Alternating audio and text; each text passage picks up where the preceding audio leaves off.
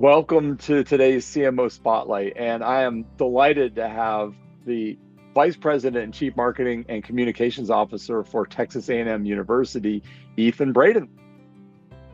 It's the strategic marketers, it's the somewhat classically trained marketers that I probably respect and emulate the most. Learning the craft and learning the business before you learn the campaign. It's so easy for folks to go to shiny objects or tactics. But the best marketers aren't just good at making things look good. They really understand their organization. They understand the economics and the business model. They understand the culture, being really a student of the function and of the business. Long before we get into the tactics, always be curious.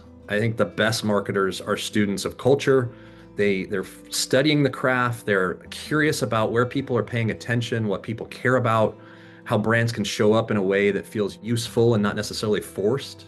And to do that, you got to understand the business, you got to understand the craft, and you got to always be curious because the space and the discipline are always evolving so fast. Taking an organization's mission, an organization's essence, crafting that, refining that, pruning that, and bringing it to the market meaningfully. Getting to the heart of things and bringing it out to the market and saying, is this, meaningful to you? Is this compelling? Is this understandable? And can you demand it? When we crafted the line a year ago that we were less concerned about being the best university in the nation and far more concerned about being the best university for the nation, bring a person or a product or an institution's essence to life. That's what I think we and I try to do best. Tenacious, curious marketers who have the drive to go out and unearth and find the amazing, emotive human stories. And so tenacious curiosity are two. I think about courage a lot. I think marketing and communications teams have to be courageous in two forms. One, you'll never be criticized by being safe. The courage to do things, especially in justice of the organization and in justice to the audience, is rare and also sets the best marketers apart. But I also think there's courage in saying that an idea is off brand, or a message is unclear, or a metric is misleading, or a project should not be a priority. And then lastly, trust. I mean, trust is the biggest. I want to lead people to feel trusted to lead, to make their decisions, to bring their expertise to the table. But that also comes with accountability. And so we owe our product or our institution, not just our best effort, but our best judgment. Trust is so critical. The first is when I got here, we had a commercial that I couldn't find many people that were proponents of it because it positioned the place as very insular. It was inside jokes, it was inside baseball, it was inside verbiage, and it kind of said to the world, stay out. And what we want is the opposite. In a very fast time, replaced it for the start of the school year and for the start of the football season. And when we crafted it, I told the team that we were launching at Labor Day weekend. I said, by the end of the weekend, by Tuesday, I want 1 million views of it.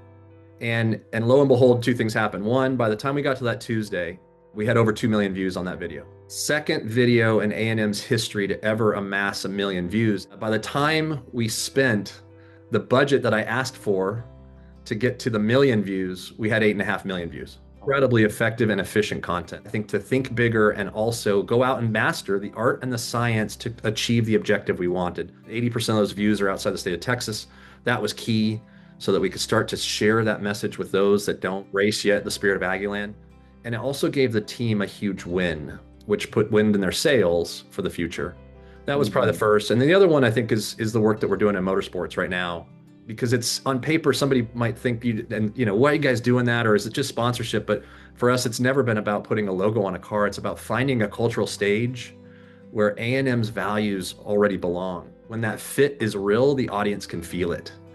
And so the work doesn't have to be over-explained. It just makes sense. And that culminated a few weeks ago when the bet that we had placed and the partnership that we had created with Meyershank Racing and Felix Rosenquist paid off in an Indianapolis 500 win with A&M on the helmet, with A&M on the fire suit, with A&M on the car. So that's been a really fun bet, which has been guided by both data and intuition because the visibility was enormous. The stories become bigger because it connected to something authentic, and that was the competition, that was the engineering, that was the tradition and the pride that come with A&M.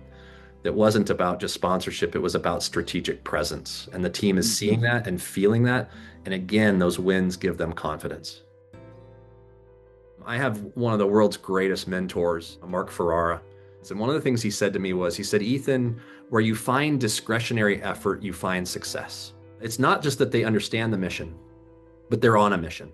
It's part of their DNA to serve this place. And when you do that, you get that discretionary effort. They're willing to run through walls. They're willing to work harder. They're willing to pour Mhm. in and raise the bar. And when you get that, that's where I think success comes from.